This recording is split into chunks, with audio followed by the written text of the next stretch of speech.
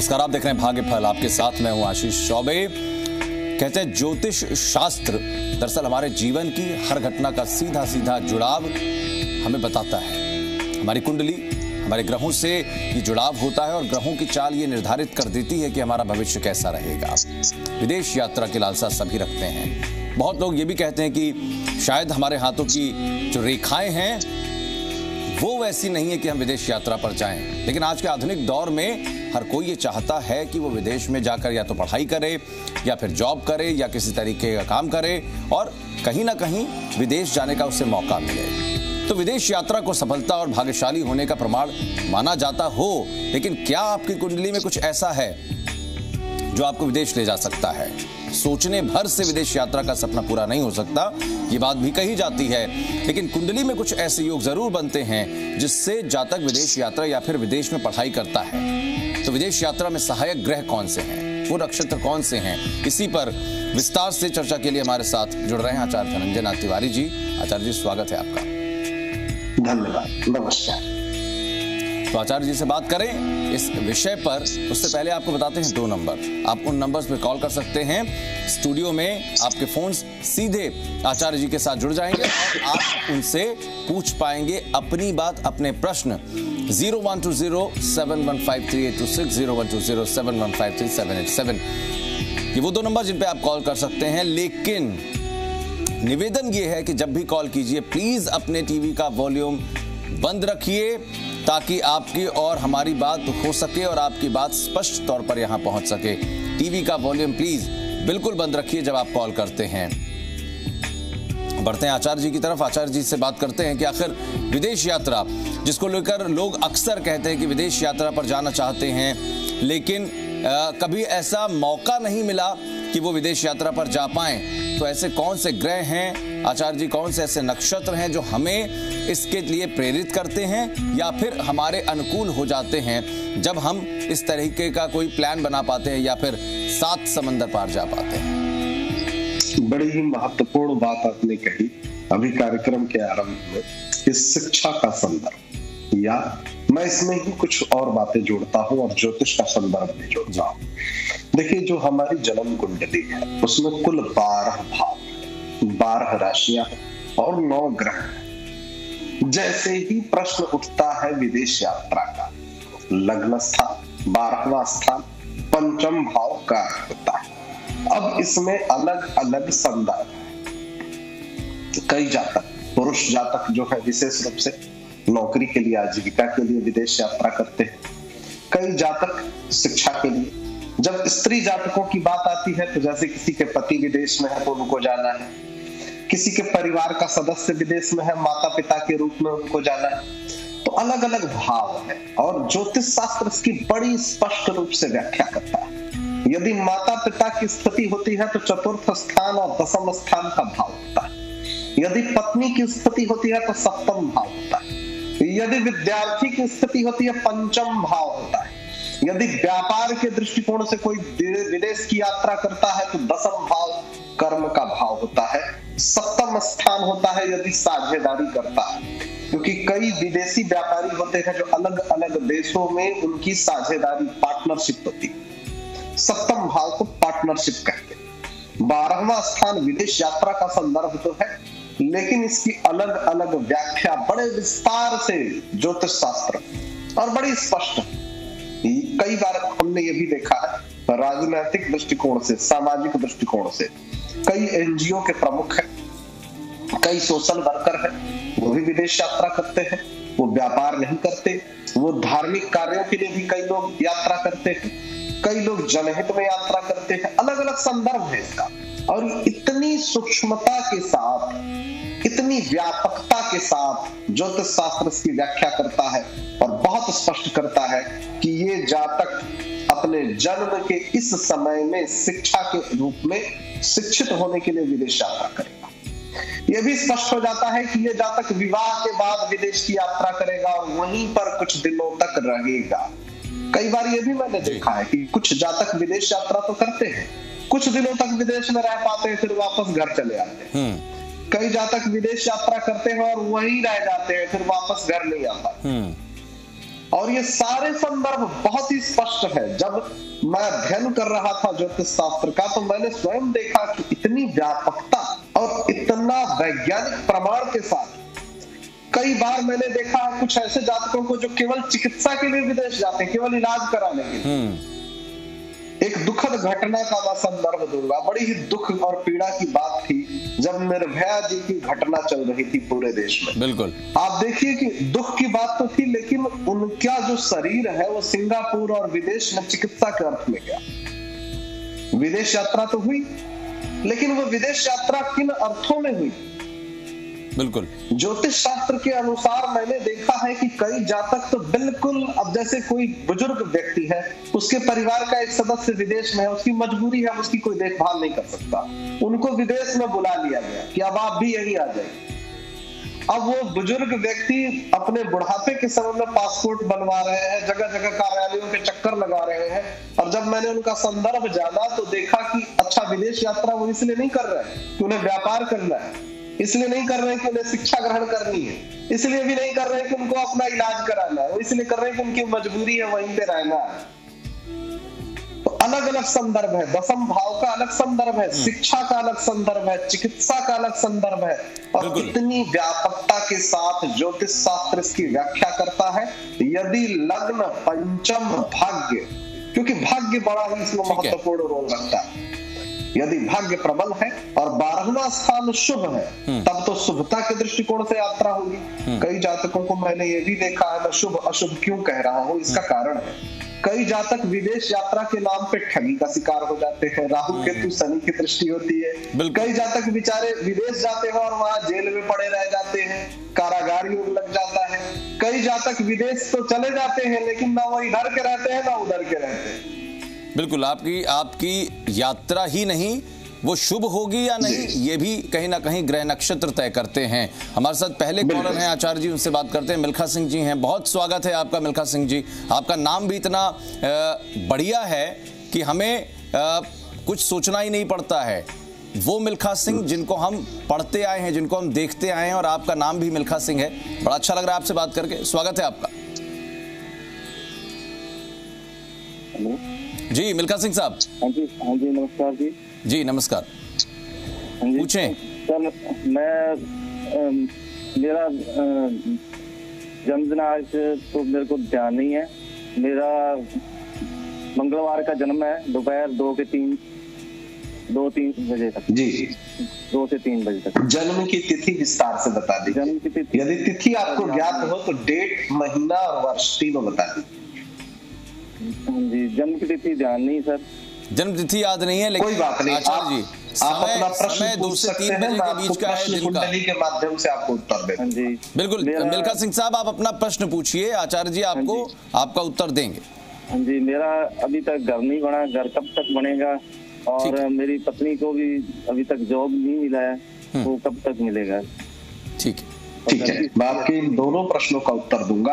एक मेरी आप मदद करिए, क्या आपको अपने जन्म का स्थान, इसके बारे में कोई जानकारी है? किस स्थान पे आपका जन्म हुआ था? हाँ जी, श्रीगंगानगर, बता दीजिए मुझे। श्रीगंगानगर। अच्छा ठीक है, मैं आपको आपके दोनों प्रश्नों का उत्तर देता हूं। प्रश्न कुंडली के आधार पर वर्तमान समय में जो धन की स्थिति है, वहां पर केतु विराजमान है, शुक्र की स्थिति बन रही है, राहु की दृष्टि का संबंध बन रहा है। केतु, शुक्र और राहु का संबंध जब भी धन से बनता है, थोड़ी सी असुविधा होती है, विघ्न बाधाएं आती है। राहु का स्वभाव है, वो भ्रमित भी करता है, तरह तरह की योजनाओं को सामने लाएगा, लेकिन उसका परिणाम नहीं आने देता, उसमें दिक्कतें खड़ी करता है। वर्तमान समय में जो स्थिति दिख रही है, इसके अनुसार 8 अप्रैल के बाद से धन की स्थिति अच्छी होगी। और जो आपने पूछा है ना, घर के लिए और पत्नी की रोजी रोजगार के लिए, नौकरी चाकरी के लिए, 7वें भाव में शनि और बृहस्पति का प्रभाव है। शनि कार्यों को धीमी गति से होने देते हैं और बृहस्पति को बहुत ही शुभ ग्रह माना गया है। लेकिन ये जो स्थिति बन रही है, इसमें जो मैं इसका परिणाम देख पा रहा हूं, इसके अनुसार आपको थोड़ा सा धैर्य रखना पड़ेगा। 18 अगस्त से लेकर के 20 नवंबर के बीच में प्रबल योग बनेगा, उनकी नौकरी से संतुष्टि आपको होने लग जाएगी और आवास, नौकरी, आर्थिक स्थिति, इन तीनों ही संदर्भों में मैं आपको एक छोटा सा उपाय बताना चाहता हूं। प्रत्येक शुक्रवार आपको विशेष रूप से गणेश जी, लक्ष्मी जी का ध्यान करना है। दूसरी एक और बात मैं कहूंगा, अपने इष्ट देवता, अपने कुल देवता, अपने घर के देवता का भी विधि विधान से आपको पूजन करना चाहिए। अपने घर में, परिवार में जो भी बुजुर्ग महिलाएं हैं उनका सम्मान करिए। प्रतिदिन अपने घर के बड़े बुजुर्गों के चरण स्पर्श करिए, आपके जीवन की सारी समस्याओं का समाधान। बिल्कुल आचार्य जी, हमारे साथ एक और कॉलर राकेश जी हैं जयपुर से। बहुत स्वागत है आपका कार्यक्रम में, प्रश्न कीजिए अपना।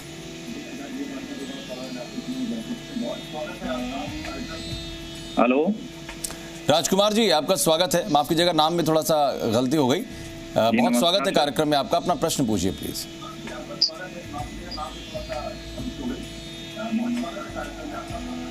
नमस्कार सर जी, मैं राजकुमार बोल रहा हूँ। जी राजकुमार जी, आपकी आवाज मुझे मिल रही है। आप पहले तो टीवी का वॉल्यूम बिल्कुल बंद कर दीजिए, क्योंकि बात नहीं हो पाती है। आप उधर सुनने लगते हैं, आप इधर बात नहीं कर पाते हैं। और टीवी का वॉल्यूम कम करिए, उसके बाद अपना प्रश्न पूछिए। क्या पूछना चाहते हैं, अपने बारे में या किसी और के बारे में?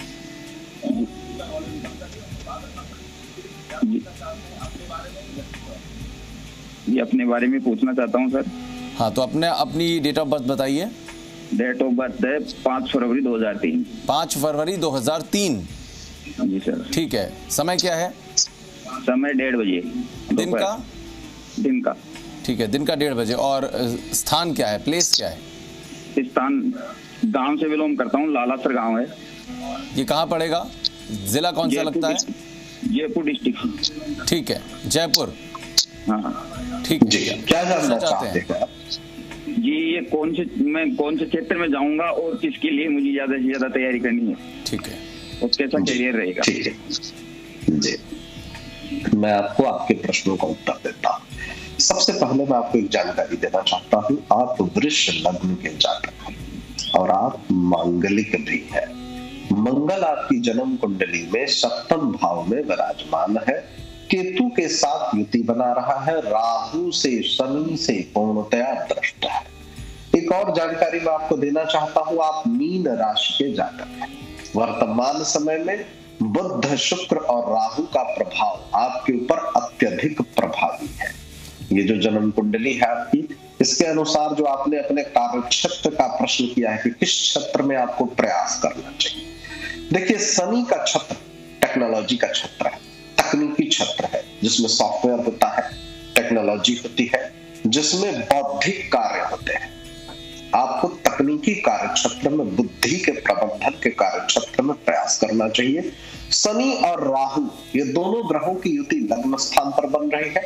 इसका मतलब ये हो गया, दशमेश का लग्न स्थान पर बैठना ये बताता है कि बुद्धि, टेक्नोलॉजी, इंजीनियरिंग, टेक्नोलॉजी, बुद्धि, इससे संबंधित कार्य क्षेत्रों का चुनाव करिए, जिसमें शनि राहु की युति आपका समर्थन कर सके। दूसरी एक बात मैं आपसे कहूंगा, विवाह के निर्णय को स्वतः अपनी ही तरफ से जितना देर से लेंगे उतना ही आपके लिए फायदेमंद होगा, क्योंकि एक तो शनि की दृष्टि, राहु की दृष्टि, ऊपर से आप मांगलिक और मंगल केतु का। एक और महत्वपूर्ण बात मैं आपसे कहूंगा, अपने जिद्द की प्रवृत्ति को अभी से ही नियंत्रित करना आरंभ कर दीजिए और क्रोध पर, वाणी पर विशेष रूप से ध्यान दीजिए। क्रोध को पूर्णतया नियंत्रित करिए, वाणी को व्यवस्थित करिए। हनुमान जी की शरण में चले जाइए, प्रतिदिन हनुमान चालीसा, बजरंग बाण और हनुमान अष्टक का पाठ करिए। धैर्य रखिए। ये जो दशा आपकी चल रही है, इसके अनुसार 11 मई के बाद से आपकी जन्म कुंडली आपको शुभ परिणाम देने लग जाए। बिल्कुल आचार्य जी, एक और कॉलर हमारे साथ कृष्णा जी हैं। बहुत स्वागत है कार्यक्रम में आपका, पूछिए प्रश्न। नमस्ते सर जी। कृष्णा जी, पूछिए प्रश्न। जी, मुझे अपनी बेटी के बारे में पूछना था। उनका नाम बताइए। जन्म है, हाँ, उनका नाम बताइए। भूमिका। मेरा नाम कृष्णा है। नहीं, अपनी बेटी का नाम बताइए। भूमिका। भूमिका। अब उनकी जन्म तिथि? जी, 30 नवंबर 2000। फिर से बताइएगा। 30 नवंबर 2000। ठीक है, 30 नवंबर 2000। जी। और समय जी। और स्थान बता दीजिए। जयपुर है। जयपुर में उसका जन्म हुआ है और सुबह 3:45 बजे का टाइम है। ठीक है, 3:45 सुबह का। जी। ठीक है, क्या जानना चाहती हैं? मैं उसकी शादी या करियर के बारे में जानना चाहती हूँ। ठीक है आचार्य जी, मैं आपको आपके इन दोनों प्रश्नों का उत्तर देता हूं। ये तुला लग्न की जातक है, धनु राशि है, वर्तमान समय में मंगल की दशा चल रही है। एक बात मैं कहूंगा, तुला लग्न में मंगल को शुभ नहीं माना जाता। मंगल द्वितीयेश और सप्तमेश होकर के इनकी कुंडली में 12वें स्थान पर है। और सीधी सी बात है कि ज्योतिष शास्त्र की भाषा में हम लोग कहते हैं ऐसी कुंडली को मांगलिक। मंगल 12वें स्थान पर है। एक दृष्टिकोण से तो इनके लिए शुभ है कि जब भी मार्केश 12 में बैठता है तो अशुभता दूर होती है। क्रूर ग्रह, पाप ग्रह जब पाप स्थान पर बैठते हैं तो शुभ फल देते हैं, तो उस हिसाब से तो इनकी जन्म कुंडली बहुत ही शुभ है। लेकिन साथ ही साथ मंगली होना और वो भी कन्या जातक के लिए थोड़ा सा वैवाहिक दृष्टिकोण से कष्टकारी हो जाता है, थोड़ी देरी होती है। तो इस बात के लिए घबराइएगा नहीं, जितना देर होगा उतना ही उनके लिए शुभ भी होगा, इस बात की चिंता नहीं करनी है। इनसे कहिएगा भगवान शिव जी की आराधना करती रहें, प्रतिदिन शिव जी का ध्यान करें और विशेष रूप से सप्ताह में एक दिन सोमवार के दिन विधि विधान से शिव जी का पूजन करें, उनका जलाभिषेक करें। दूसरी बात, इनके जो निजी जीवन के साथ साथ जो इनका कार्य क्षेत्र, इनकी आजीविका, इनकी आर्थिक स्थिति का जहां तक प्रश्न है, सूर्य बुध का योग धन के भाव में है। इनके जीवन में जो भाग्योदय की स्थिति है, जो आर्थिक स्थिति है, वो बहुत ही प्रबल है। इसको लेकर के चिंतित नहीं होइएगा। हाँ, मंगल की ये जो दशा है, ये इनको विशेष रूप से जो फल देगी, ये देगी 26 जनवरी 2022 के बाद से। थोड़ा सा ध्यान रखना, अभी थोड़ा विलंब है भाग्योदय में। ग्रहों की स्थिति जिसको हम कहते हैं कि बहुत ही शुभ है, थोड़ी सी देरी है, चिंतित नहीं होना है। धैर्य के साथ इस उपाय को करते रहिए, निश्चित रूप से इनकी जन्म कुंडली इनको शुभ फल देगी। एक और बात मैं आपको बताना चाहता हूँ, शनि की 7.5 का भी प्रभाव है, तो इसलिए थोड़ा सा धैर्य रखे रहना है, चिंता करने की कोई जरूरत नहीं। बिल्कुल आचार्य जी, हमारे साथ एक और कॉलर हैं, योगेश जी हैं चूरू से। बहुत स्वागत है कार्यक्रम में, प्रश्न पूछिए अपना। हेलो जी योगेश जी, आपकी आवाज मिल रही है, अपना प्रश्न पूछिए। मैं सरदार शहर से बोल रहा हूँ योगेश जी। जी अपना प्रश्न पूछिए। प्रश्न ये है कि मेरी इच्छा है पुखराज पहनने की, मेरा जॉब और भविष्य बताइए आप। अपनी जन्म तिथि बताइए योगेश जी। मेरी जन्म तिथि है 10 जुलाई 1998। ठीक है।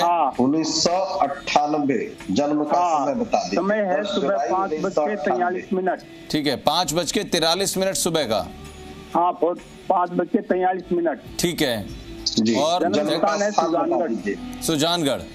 हाँ ठीक है आचार्य जी, मैं आपको ये आपके प्रश्नों का उत्तर रत्न के बारे में पूछना चाहते हैं दरअसल। जी जी बिल्कुल, मैं आपको आपके सभी प्रश्नों का उत्तर देता हूँ। आपकी मिथुन लग्न है, धनु राशि के जातक है। शनि की 7.5 आपको प्रभावित कर रही है और आप मांगलिक भी है। आपको पन्ना नाम का रत्न धारण करना है। आपको नीलम कभी भी जीवन में नहीं पहनना है। पन्ना और हीरा नाम का रत्न धारण करना है। इसके अलावा कभी भी जीवन में कोई और रत्न नहीं धारण करना है। हीरा के उपरत्न के रूप में उपेल नाम का उपरत्न आप धारण कर सकते हैं। इसके साथ ही साथ गणेश जी की उपासना जीवन करिए, सारी विघ्न बाधाएं आपके जीवन की दूर हो जाएंगी। वर्तमान समय में राहु का प्रभाव है आपके ऊपर, थोड़ा धैर्य रखिए। मछलियों को भोज्य पदार्थ उपलब्ध कराइए, उनको दाने दीजिए, थोड़ा सा धैर्य रखिएगा। आपको 2023 के 25 जून के बाद से आपकी जन्म कुंडली शुभ फल देने लग जाएगी। बिल्कुल आचार्य जी, उम्मीद करते हैं जो भी आज इन लोगों तक उत्तर पहुंचे हैं, इनके जानकारियां जो आपके जरिए इन तक पहुंची हैं, इनके लिए काफ़ी कारगर साबित होंगी, शुभ फलदायी होंगी। बहुत बहुत धन्यवाद आचार्य जी आज के लिए आपका। धन्यवाद, नमस्कार। तो भाग्यफल में मेरे और आचार्य जी के साथ आज के लिए बस इतना ही। एक छोटा सा ब्रेक लेते हैं यहाँ पर।